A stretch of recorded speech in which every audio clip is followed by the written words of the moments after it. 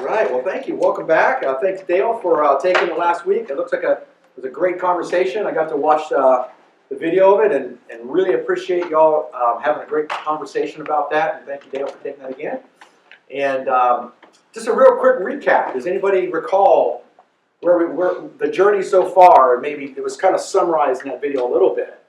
What are some of the main themes that we can take away from our intertestamental journey so far? 3 big time spots that changed the world. Yeah, three major watershed moments in time. What were they? We just kind of finished the first one. Greek language. The Greek influence. Perfect language. Yeah, changing out the old Eastern culture with the Western culture, and so the new language came in that was a little more nuanced and was able to express thoughts a little bit more readily. So you're saying that's Alexander's Great. The Greek influence. Yeah, Alexander coming in. Yep. Second one is what we're going to talk about today. Roman influence? No, the Romans will be the third one. Okay. Yeah, the second one was when the Jews get some semblance of independence and the Maccabean time frame, so around the mid-2nd century BC. So that's what we're going to look at today. We're going to get the second of these major events. This first one's happened, and George mentioned that. We've had the Greeks have come in, we've had a change of language, a change of culture. The people have been kind of condensed down into this little tiny region. If we look at this is essentially the Greek world around 300 BC or so. This lasts this way for a couple hundred years. And if we zero in this lip, you can see the Dead Sea right here? Can you see that? That's that. So you can see Judea, our heroes, are in this little cluster, right? So this is Jerusalem right here in the middle of it. And it's gone through a lot over the previous couple hundred years. Obviously, we've had the Babylonians, we've had the Persians, we've had the Greeks come through, and now we've had the Ptolemaics and the Seleucids kind of fighting over this land. We talked about how Judea is kind of at a crossroads. It's at a very, very important intersection in that part of the world. I mean, you can see you've got the ocean here, you've got desert here. So if you're going to go from here, if you're going to go from Egypt to Old Persia, you've got to go right through that area. So it is kind of it's I-17. It's going right through town, right? And so it's a major highway, and lots going on. And for a couple hundred years, I mean, if we think about, from when they came back from Babylonian captivity, they kind of were, all right, let's get ourselves together. What just happened? Imagine the heads spinning there.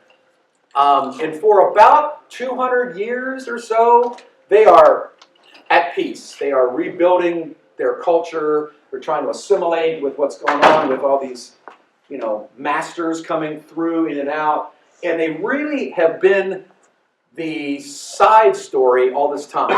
Because we've had kingdoms come and go. We've had empires rise, empires fall.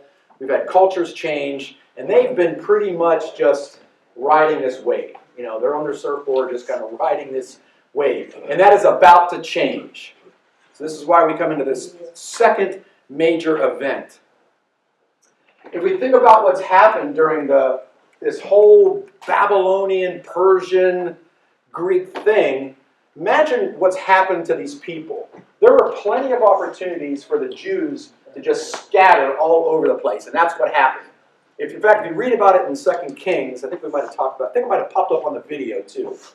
Talked about how when the Babylonians came down, there were a lot of Jews who just got out of it, who just bolted, right? Because it was bad. And if you're right here, and the bad guys are coming this direction, where are you going to go? Where's the only place you can go? Egypt. And so what we find is, a couple hundred years later, there is a very substantial Jewish community now that is flourishing down here in Egypt. Egypt plays this really strange role with God's people, doesn't it? All throughout the scriptures. I mean, it's like, I can't quite figure out, are they the good guys or the bad guys? I can't ever quite figure out what role does Egypt play. On one hand, they Abraham runs there, right? Later on, Jesus' family runs there. We see Jacob's family runs there, and then they get run out, and then they come back. It's like, are the Egypts? What do you make of that? Like, what do you take from that whole What is Egypt?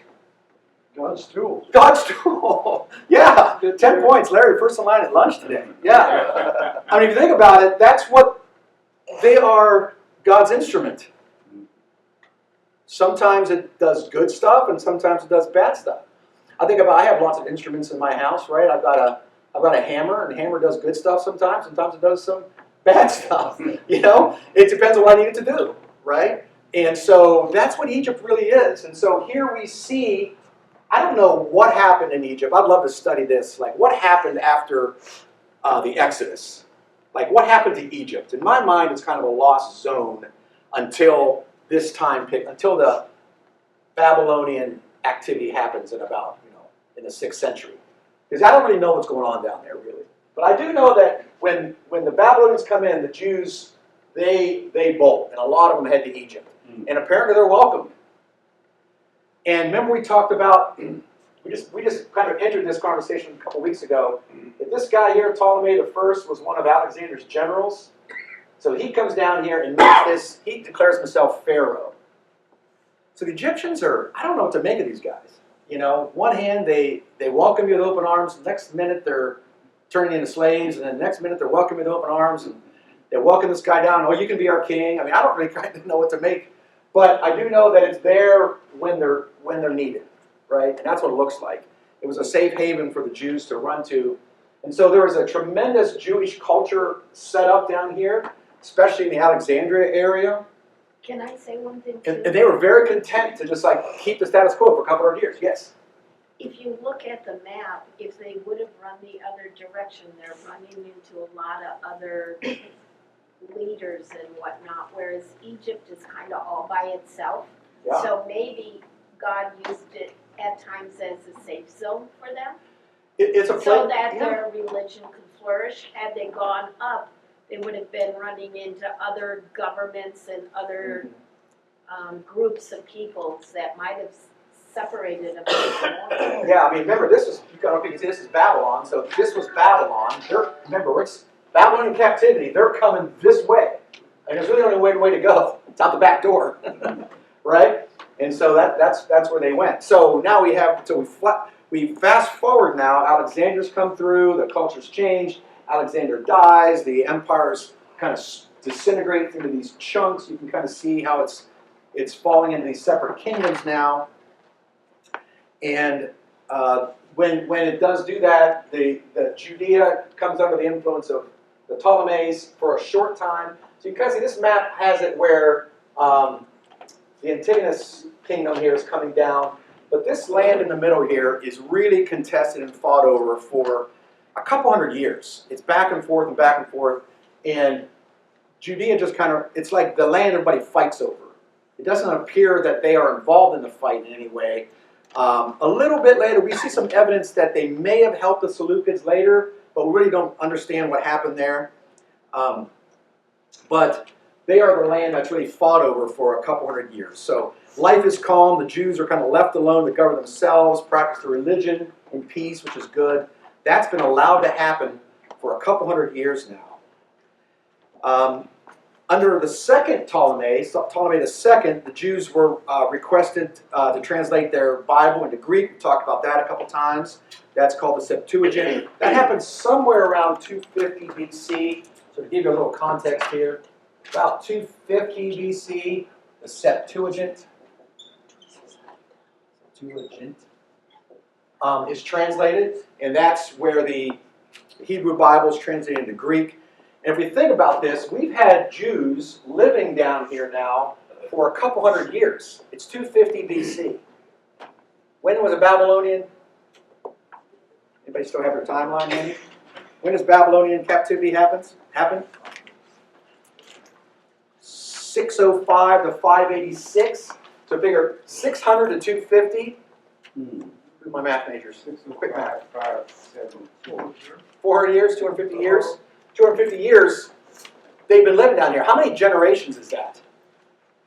That's a lot of generations of people either speaking some native Egyptian language, Aramaic probably, and Greek now. So this Ptolemy II comes and says, I have all these Greek and Aramaic speaking subjects who are Jews who can't read your own scriptures, he funds the translation of that. Is that God's instrument? Sure seems like it, right? So he it was all for really, if you think about it, it was not only to have it in his library, but it was for his people as well, because the Jews were a major part of his population. So they were considered reliable citizens, by both the Greeks and the Egyptians. It doesn't seem like there was really any difficulty or any trouble there, and so that's really a blessing. This whole translation, too, is important in one significant way.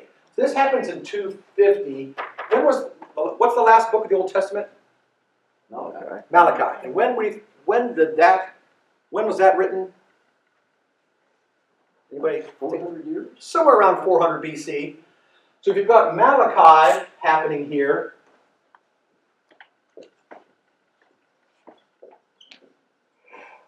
BC, 250, when they translated this here, it was the Hebrew Bible, but they also translated a lot of other writings as well. Okay? But no, we've said that this Bible contains the same books that the Hebrew Bible is today, and that we use today. It's the same 39 books, rearranged a little bit, but it's the same books.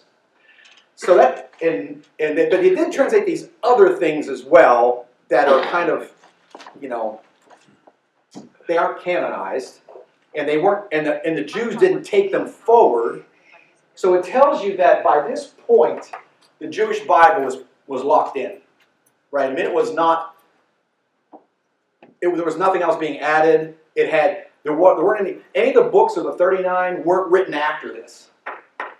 And that's a lot of things that non-believers will say. They'll say, well, this stuff might have been written much later.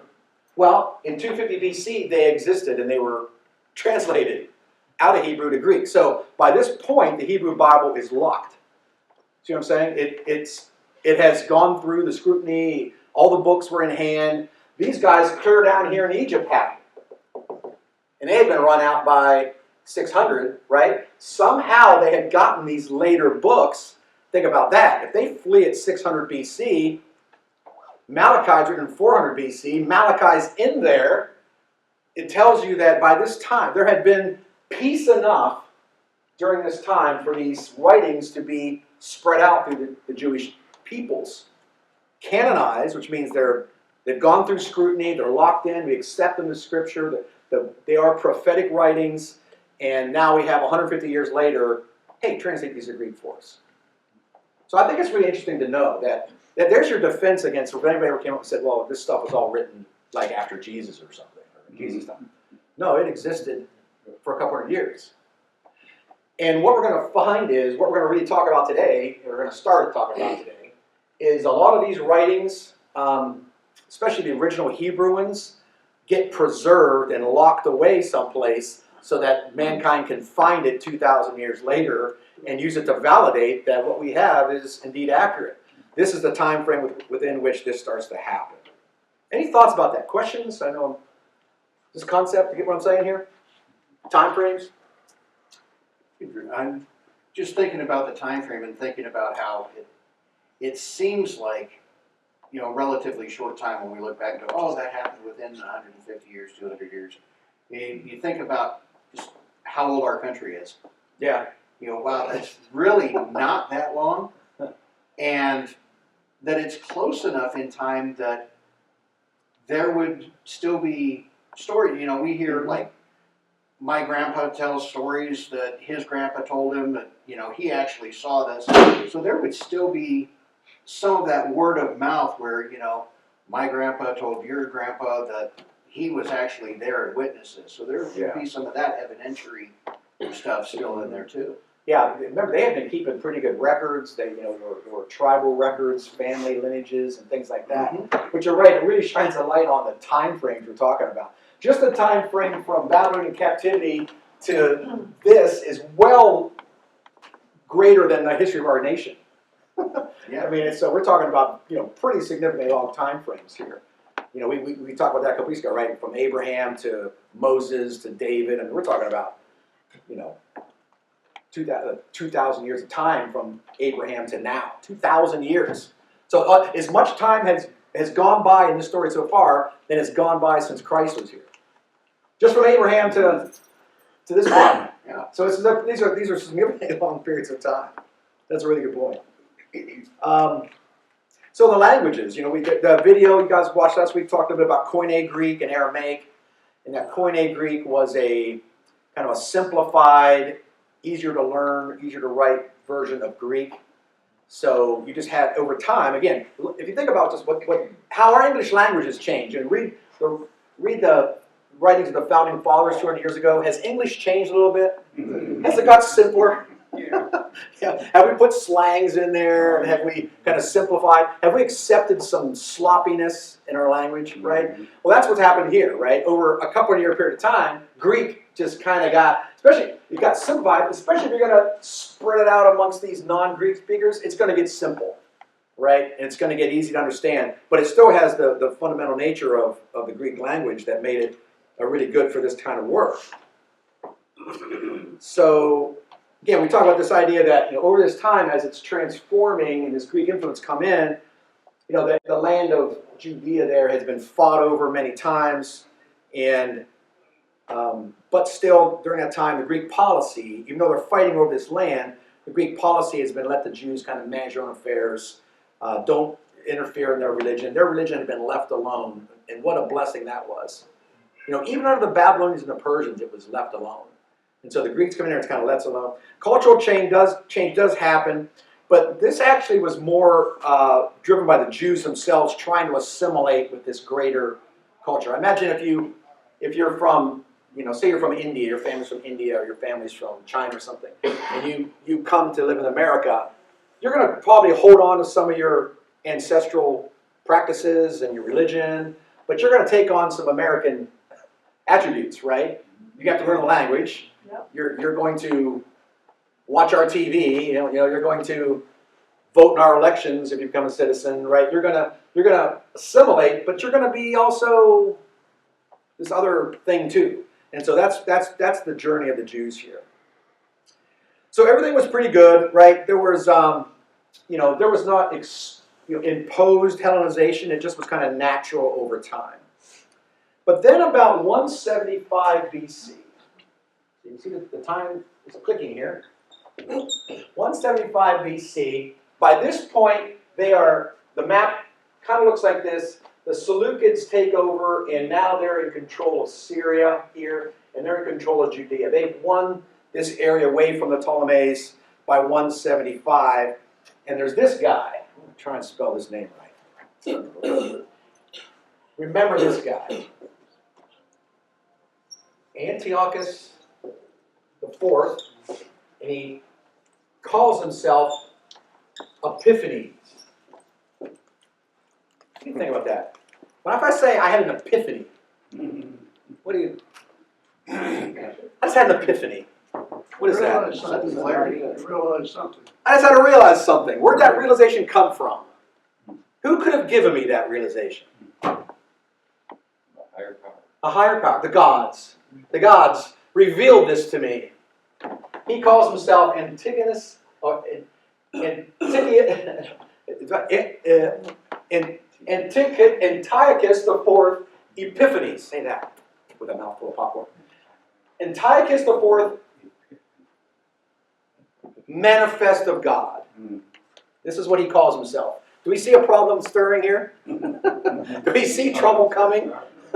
Right? He's a descendant of Seleucus the First, who was one of Alexander's guys, right? So here we are, a couple hundred years later. Alexander dies in 323. We're at 175, so we're talking about 150 years later. So he's a multiple descendant of this guy, and he calls himself manifest of God. Okay? So, we see trouble. We see trouble stirring, right? He comes to the throne. He didn't change his policies. Again, he was kind of at first, it looks pretty, he doesn't care about the Jews. It's not his, he's not, they're not on his radar screen. But over a couple hundred years, there has been enough going on here that these are extremely Hellenized Jews by this point, right? Who, if you're in a position of power and authority, you've figured out how to play this Greek game by now, right? you figured out how the chess pieces move by this point. And you've got this new guy who's come in who thinks he's all that in a bag of chips, right? And I figured this out. If I'm somebody trying to play politics down here, I kind of know who to get in the game here and who to interact with. So what happens is this Antiochus, the fourth guy, he ends up replacing the high priest Onias III with his brother Jason.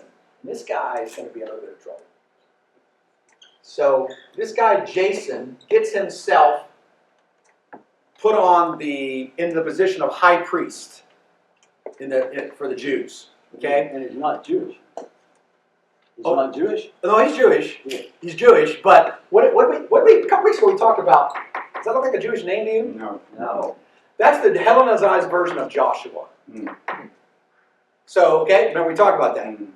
That the names transformed over time. You want to play the game with these Greeks, take on a Greek name. Have you seen that? Have you seen people come to our country and they want to play, their name is who knows something, I can't pronounce it, but you want to play my game, what do? They take out an English name, right? Because I wouldn't be able to pronounce it and spell. You wanted me now. That's what he does, right? So he's Jason. He gets put on. Well, so think about that. His brother is Onias. It sounds kind of, I don't know if that's Greek or Hebrew, or what it is, but Jason's definitely Greek. He offers a large sum of money to this guy to get appointed to high priest. So he buys himself the high priesthood. Okay, you see trouble coming? Yeah. All right, see where this is going? He kind of, after he did that, he then sought and got permission from Antiochus to let Jerusalem become kind of a self-governing city-state. So he lets this kind of happen in the old Greek form. Remember, he had Greek city-states over there in Greece hundreds of years before? So he gets permission to kind of just become kind of like this self-governing thing. And Antiochus says, sure, this guy knows how the game's played. Let's him build his own city-state down there. Albeit you kind of do what we tell you, but you can kind of play your own game. So now we see the high priesthood transforming from a religious thing to Political. political. What is your role here? Are you a king? What are you? He kind of takes on some Greek attributes, tries to do some political reforms and things like that, tries to institute some Greek practices there that the Jews had to this point resisted. But again, the religion's kind of left alone. And these changes didn't really appear to raise any particular complaint from the majority because he still kept the Jewish laws and the Jewish tenets in place. Okay? But then about 3 years later, this guy named Menelaus, he comes along and says, oh, I saw this game's played. I'll outbid Jason and buy the high priesthood. So he outbids him, and Antiochus kicks Jason out and puts this guy in place. So you can see the bribery happening, right? So now you have a kind of a machine here, right? It's buying the political office, essentially. Didn't it sound familiar? So he offers a larger bribe, and he gets. Of course, now Jason is not very happy about this, so he turns against Antiochus, and also then Jason begins propagating rumors that may have been true. We don't know that Menelaus had sold some golden temple artifacts out in order to pay for this bribe. They might have stolen some things from the temple in order to. But where are you going to get this money at? To bribe the king, right? You had to come up with some pretty significant cash. Where'd that come from? So were some things stolen from the temple and things like that. So this started to stir some trouble among the Jews now. So now you have the situation where the Jewish people are starting to get some resentment to the Greeks when there wasn't any for a couple hundred years. Everything was kind of happy. But now, where did the unhappiness come from? Who instigated this? These guys. Right? The leaders started this whole trouble, trying to be in charge and trying to transform Jerusalem into something and gain power and things like that. So, but this was mostly a cultural turmoil that was building up here. There wasn't any, it was like this, it was a war of cultures. Like, how should we behave here? Who are we? Like, what are you doing to our religion? And this kind of stuff. So it starts to boil up, okay? But then around 170 to 168, war breaks out again between the Ptolemies and the Seleucids. Remember, we These guys, for some reason, can't keep themselves. So they had won Judea, but now war breaks out again. These guys have been fighting for a couple hundred years. War breaks out again. Antiochus leads his army on an attack through Egypt, has a successful campaign, doesn't conquer it, has a successful campaign. And on his way back through, this Menelaus guy invites Antiochus into the temple. Oh, you have a successful campaign. Come on back. We'll come on to the second temple, and we'll have you here as our guest. And supposedly, this Antiochus guy sees, wow, you got a lot of good stuff here. You got a lot of, it's pretty decorated. I mean, where'd all this stuff come from? And purportedly takes about 1,800 talents worth of riches from the temple. Anybody know what a talent is? 135. Yeah. So a denarius is a day's wage, right? It's thought a talent can be upwards of 3,000 denarius.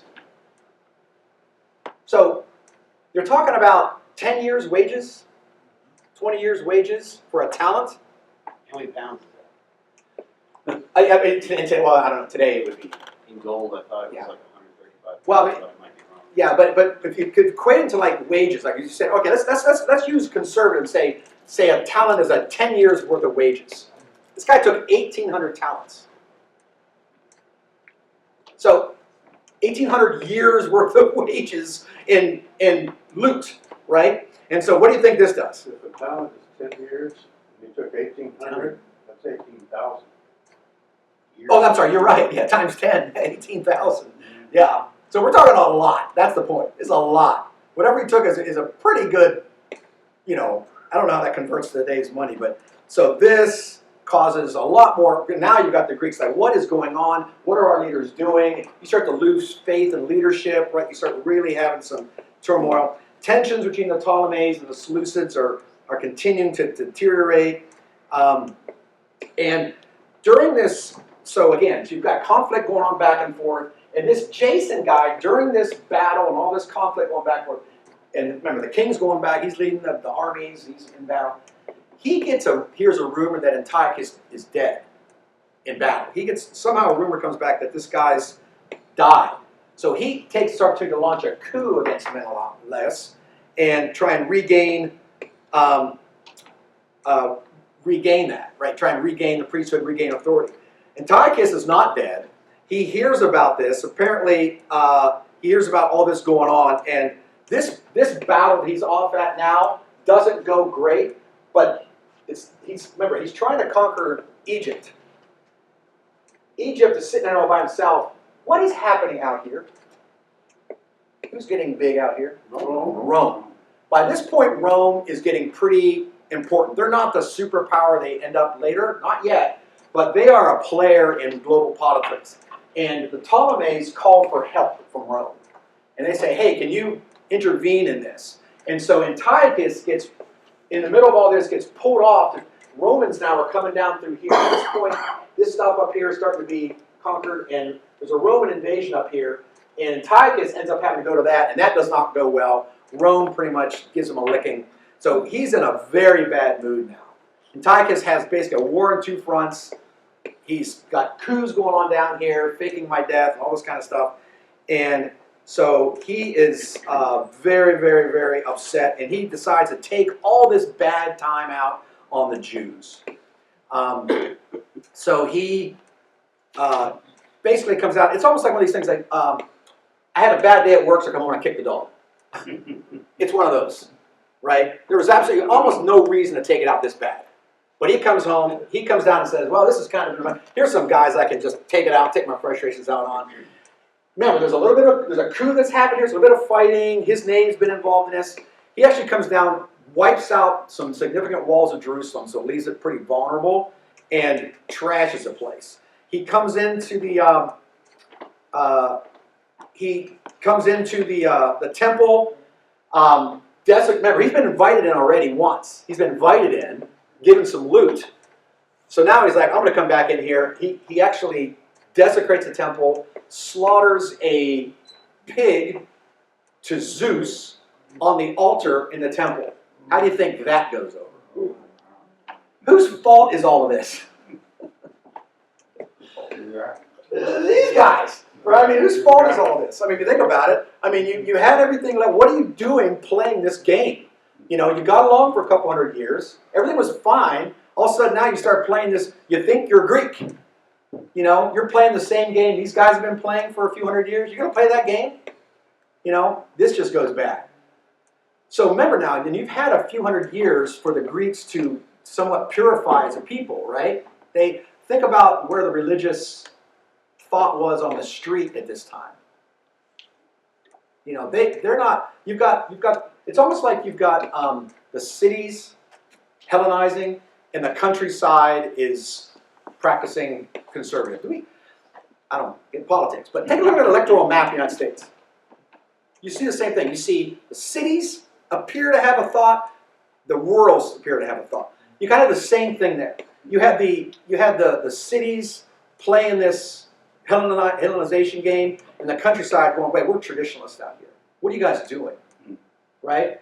And so this starts to create a real conflict within the Jewish nation. And this just spirals out of control. So again, now you've got this going on. There's uprising in this city. There's kind of all this stuff going on. Antiochus is, trashing the place. And he decides that, you know what, these Jews down here are just too much trouble. I just need to wipe out this whole Jewish way of thinking and totally Hellenize it. So now you have, what you didn't have all this time was forced Hellenization. You have it now. You're going to be Greek. And I'm going to do it by sacrificing a pig on your altar.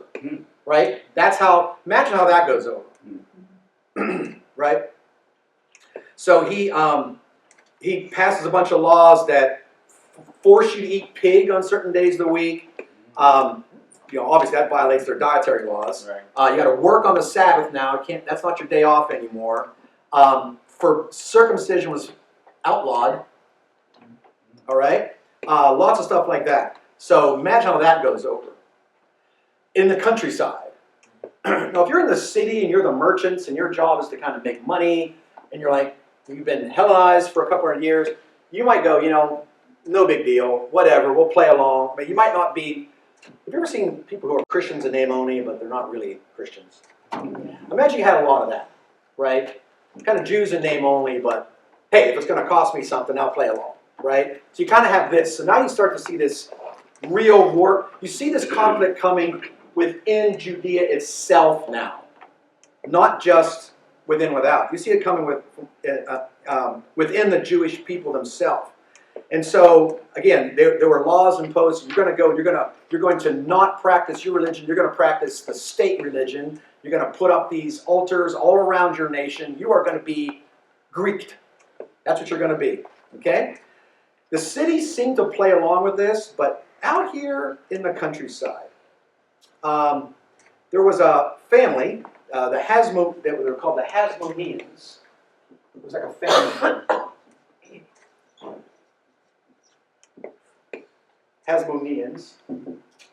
One of their family leaders, his name was Mattathias. Very important name. I know a lot of names.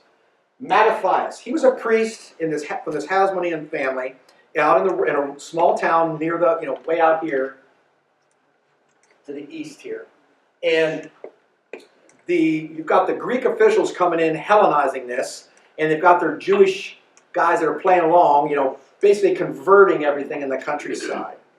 And so this guy sparks a revolt by refusing to allow this altar and this sacrifice to happen in his small village. And so what he does, this priest, this head of this family, rises up, kills a Jew who had agreed to do the sacrifice, right? So remember, the Greeks are saying, you're going to do these sacrifices, and, well, here's my police officer, you're going to enforce it.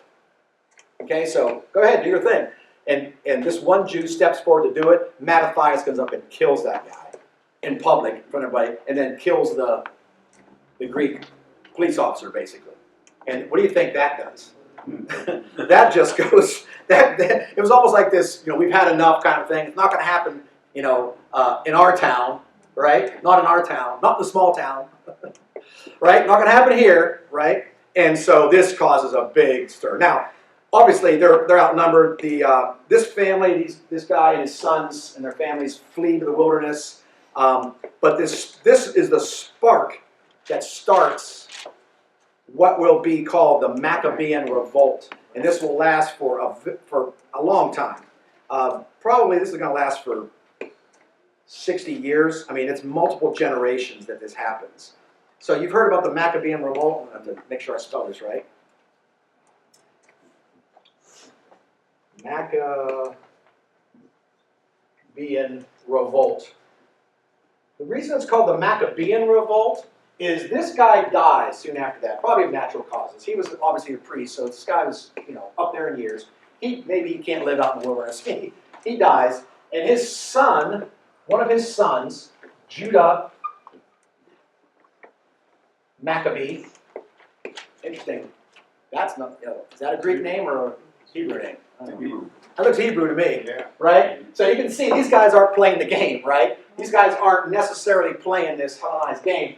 This guy takes this nickname, Judah Maccabees. Sorry, my pen's run down. Which is a slang for the hammer. And he is a hammer. He takes control, organizes an army, and basically conducts a guerrilla war campaign against the Greeks and the authorities there in Judea for a couple of years. So about 166 is when Judas Maccabee,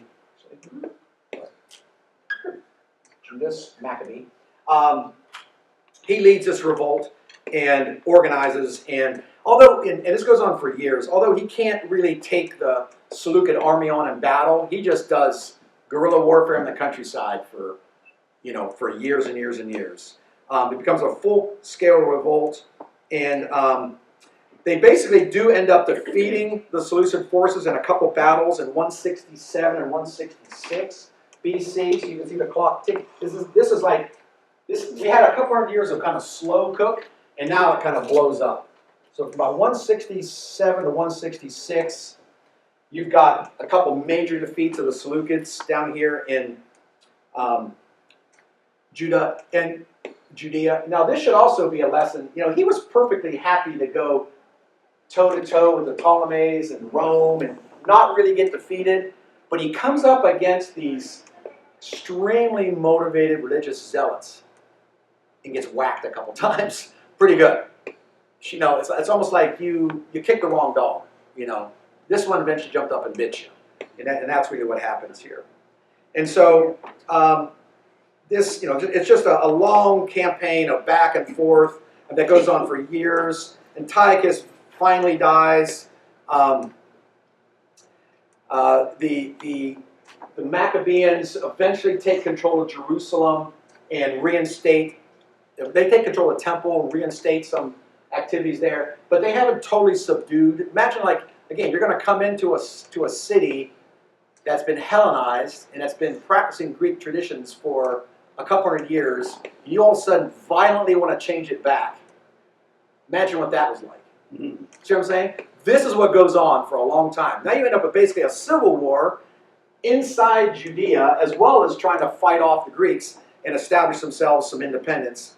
And this goes back and forth with these guys, and it's absolutely crazy. They eventually make a ceasefire about 160, but again, the Maccabees kind of get driven out of the city. They come back. They had kind of developed a sense of autonomy by about 150. So you can see this civil war goes on for a long time.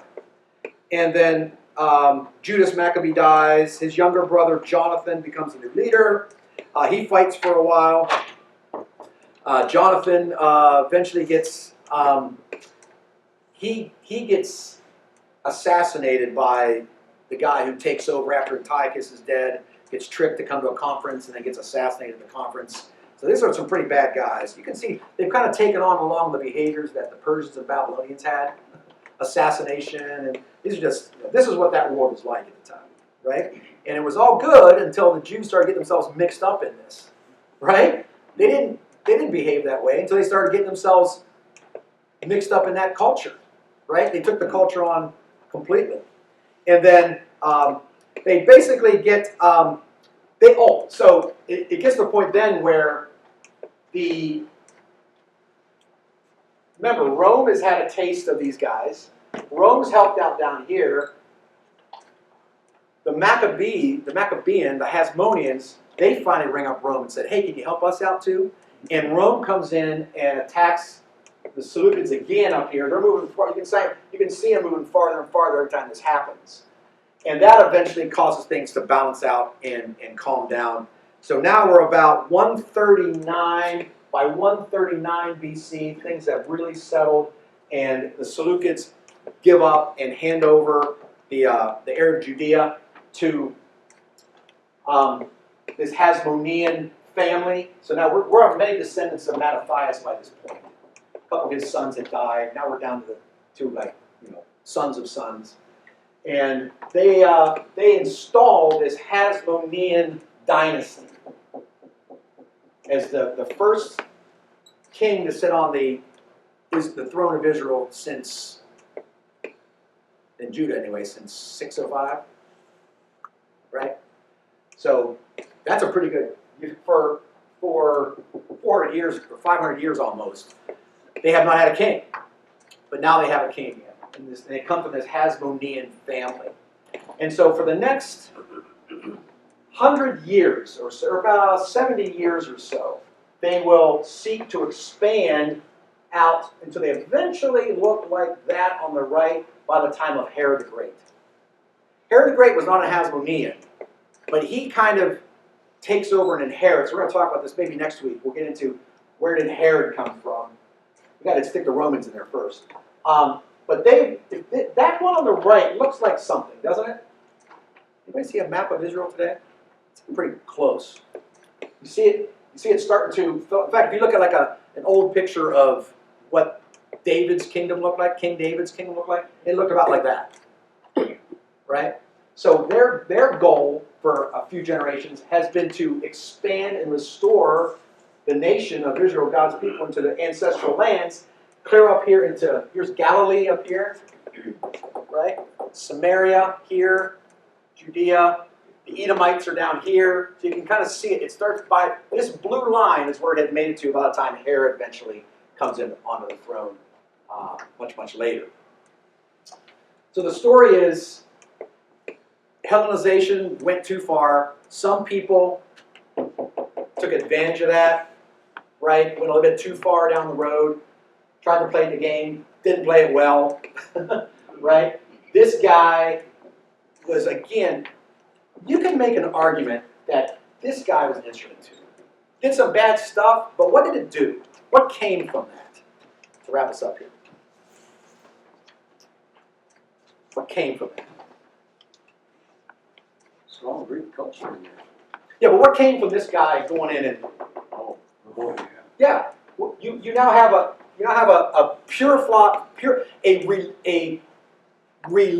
religiously purified body now. So if we fast forward to Jesus' time, remember the Zealots, Simon the Zealot, there were the Zealots. They were doing the same thing. They were like the same thing as these guys. Let's restore, let's restore, let's restore. Let's overthrow the secular rulers, right? They were just Jesus' version of what these guys did. Throw out these pagan overlords and reinstate God's kingdom again. So that's what the Maccabean revolt was all about. So it lasts about 30 years, several generations. And by the time this is done, there is no more Greek oversight of Judea. It's a separate kingdom now called the Hasmonean dynasty. And then when we come on the other side of this, we're going to see where these guys go throughout the next 100 years or so. We're getting really deep in the Intertestamental period. Oh, just real quick thought. The apocryphal books of 1st and 2nd Maccabees talk about this. So those are not Jewish. Those are not the Jewish Bible, but they're important things. We might talk about that next week. You probably heard of the books of 1st and 2nd Maccabees. That is the history of this whole thing right here. Any thoughts, comments? All right. Next week, we're going to pick this up when Rome starts to creep into the picture, and you can see it getting closer and closer to Jesus' time, right? You can see this transformation happening. Yeah. So thank you very much. We will see you folks next week. Thanks.